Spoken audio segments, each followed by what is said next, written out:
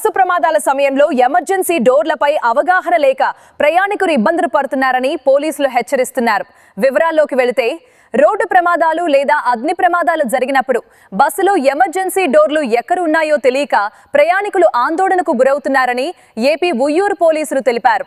అందువల్ల ప్రయాణానికి ముందు ప్రయాణికులు తమకు కేటాయించిన సీట్లు, ఎమర్జెన్సీ డోర్లు, ఇతర రక్షణ సదుపాయాల స్థానాలను ముందుగానే గుర్తుంచుకోవాలని సూచించారు. అత్యవసర పరిస్థితుల్లో ఈ జాగ్రత్తలు ప్రాణాలను రక్షించడంలో కీలక పాత్ర పోషిస్తాయని పోలీసులు తెలిపారు.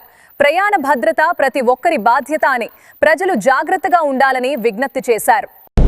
చాలా భారీ మూల్యాన్ని చెల్లించుకుంటారు, అందుకని వాల్యుబుల్స్ కోసం చూడదు.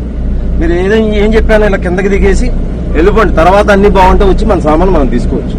రెండోది, మన మార్కాపురం దగ్గర యాక్సిడెంట్ తెలుసు కదా మీ అందరికి. 14 మంది ఎగ్జిస్ట్ దగ్గర 3 ఇరుక్కుపోయి ఉన్నారు. ఎగ్జిస్ట్ ఎమర్జెన్సీ ఎగ్జిట్ రోడ్డు అంటే ఏం జరుగుతుంది, నేను ముందెళ్ళాలని 3 దానిలో ఒకలే పడతారు. ఛాన్స్ రెండో మనిషికి. ఆ 3 ఏం చేశారు, వెళ్ళిపోయి వాళ్ళు ఇరుక్కున్నారు. 3 1 by 1 వెళ్ళుంటే 3 సేఫ్ అయ్యేవాళ్ళు. వెనకాల కూడా నాకు తెలిసి ఇంకో 2 ఎఫెక్ట్ అయి ఉంటారు. అందుకని కంగారు ఉండకూడదు. ప్రమాదం జరిగినప్పుడు మనం ఎంత ధైర్యంగా ఉంటే అంత మంచిగా బయటపడాలి. ఓకేనా?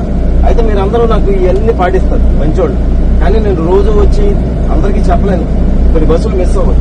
అందుకని మీరు నాకు ఏం హెల్ప్ చేస్తారంటే, మీ బ్రదరో, మీ అమ్మాయో, మీ అబ్బాయో, మీ బాబాయో ఎవరన్నా ఫలానా ఊరు బెంగళూరు వెళ్తున్నాం, హైదరాబాద్ వెళ్తున్నాం ఫలానా బస్సులో అనగానే, బాబు ఫస్ట్ బస్ ఎక్కగానే ఎమర్జెన్సీ ఎగ్జిట్ ఎక్కడుందో చూసుకో, పొగరాగానే ముక్కుకి ఏమైనా కట్టుకుని కిందకి వచ్చేయి.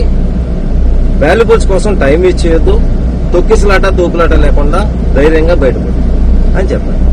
ఇప్పుడు మీ ముందు ట్యాంక్ అండ్ డ్రైవ్ చేశాం కదా, డ్రైవర్ గారు పర్ఫెక్ట్, డాక్యుమెంట్ పర్ఫెక్ట్, బండి పర్ఫెక్ట్, లగేజ్ అంతా చెక్ చేసాం, ఏమీ మీకు ఇబ్బందులు అన్నీ ఉన్నాయి. కాబట్టి మీరు చేయాల్సింది ఏంటంటే చక్కగా హ్యాపీగా నిద్రపోయి హ్యాపీగా ఇంటికి చేరాలి.